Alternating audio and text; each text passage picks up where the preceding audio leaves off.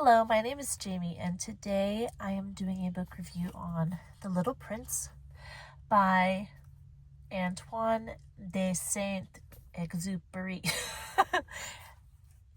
It's French, and I'm sure I pronounced at least his last name wrong.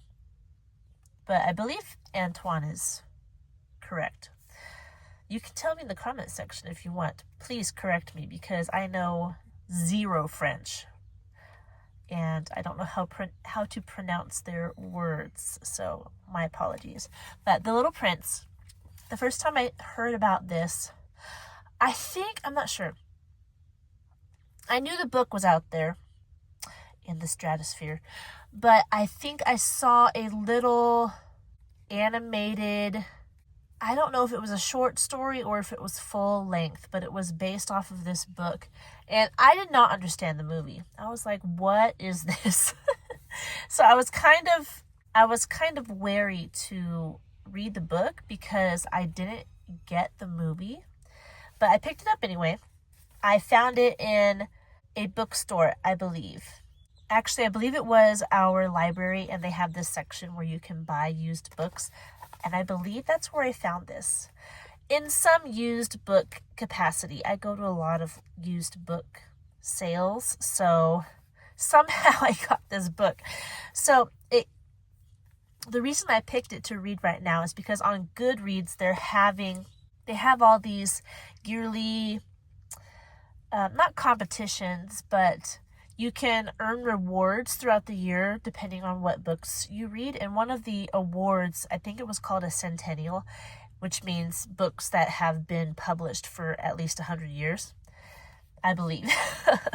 So there was a lot of old books in that category, and this was one of them, and I already had it. So obviously I was like, it's short. I already have it, so let's read it.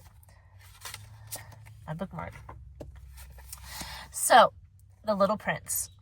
The story, first of all, begins with this man, and he has crash landed his plane in the desert, and he's trying to fix his plane, and he's running out of water when all of a sudden this little prince shows up, and he's like a tiny little man, and he starts asking him what he's doing, like with his plane and stuff. And through the course of conversation, because the little prince never answers a direct question, the man with the plane, who is telling the story in first person, he learns all about the prince. And the prince comes from this little planet, which has a name. It's like a number.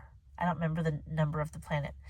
And the little prince has, I believe, 3 volcanoes and a rose. And he wanted to go out and explore. And the book details his exploration of how he goes to these different planets, and he sees different types of men on each of the planets. Like one man will have their own planet, and each different person represents this part of humanity, this part of existence that we see in day-to-day life, that we see these struggles that people have that kind of consume them. And that's what the prince sees when he goes on this journey until he ends up on Earth, obviously, and meets the man with the plane. So that's the gist of the story. So it's a simple story, but there is so much imagery and metaphor, and nothing, I think, is as it seems. It's a story that deals with love, loss, friendship, loneliness, the importance of imagination. I got that sentence off of the AI review because for me, this book was difficult, which I think the author would laugh at because he said that grown-ups don't understand anything. So I must officially be a grown-up now.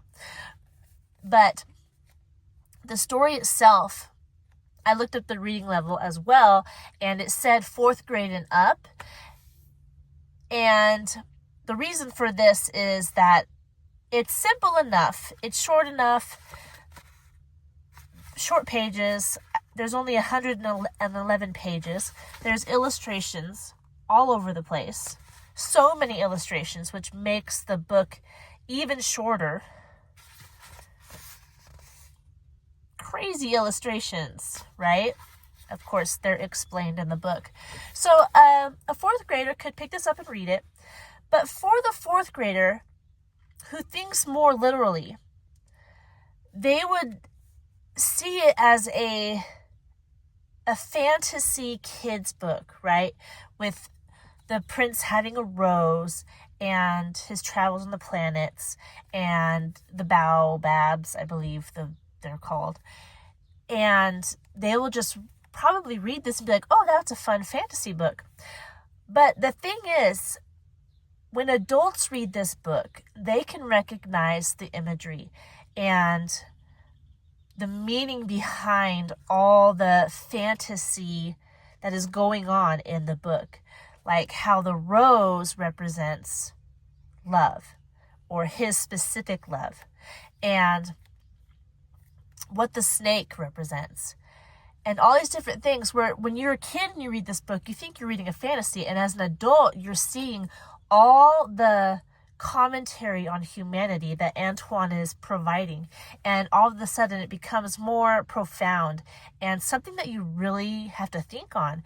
So much so that I don't completely understand what Antoine was saying. Just like I didn't get the movie very much, I think I would have to really think more on this little book to understand everything he was trying to say, because there was sorrow in this book, and I didn't quite understand the ending.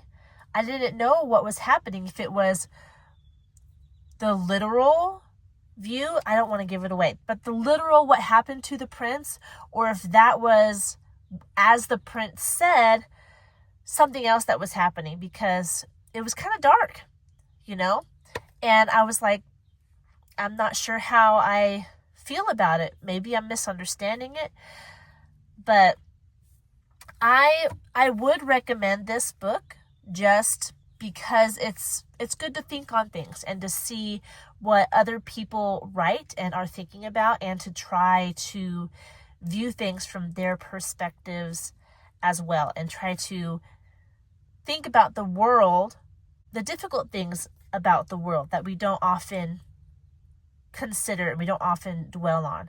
So it's like this little playful, almost romantic feeling story that makes you think deeper.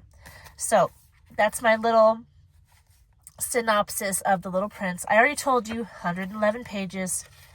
I showed you a few of the pictures.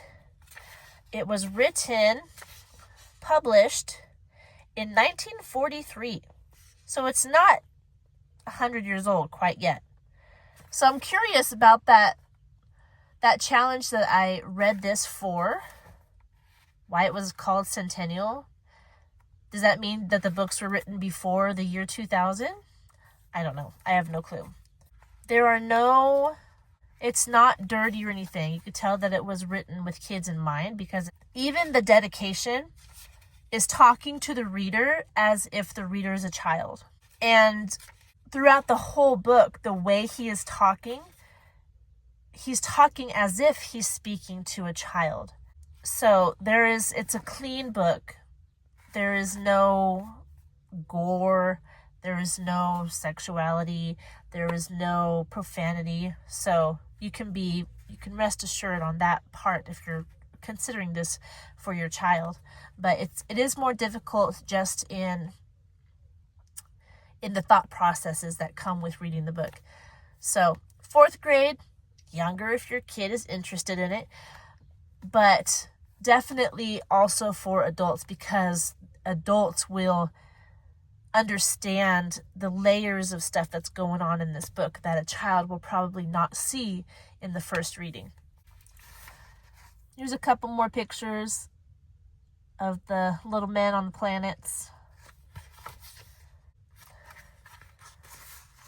Here's another dude. Simple pictures, shaded. Antoine also illustrated. He also illustrated this book. That's all I have to say about The Little Prince. I hope you consider it and perhaps read it just as a challenge and to broaden your reading repertoire. Broaden your reading repertoire. I do believe that this book was originally written in French and it was translated into English by, I don't know who. Oh, it says translated from the French by Catherine Woods. So there you go. If I didn't answer your question, if you have a question about this book and I didn't answer it, please be sure to leave it in the comment section below. I would love to do that for you. If you want to see more content like this, don't forget to like this video and subscribe to this channel. I hope you're doing well, and I will talk to you in our next video. Goodbye.